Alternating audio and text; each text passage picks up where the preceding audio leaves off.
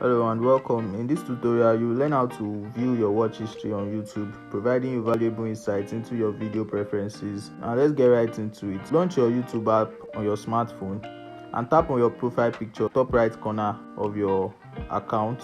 Now scroll down the menu and tap on Time Watch to access your watch history. Now in history section, you'll find a list of videos you've recently watched.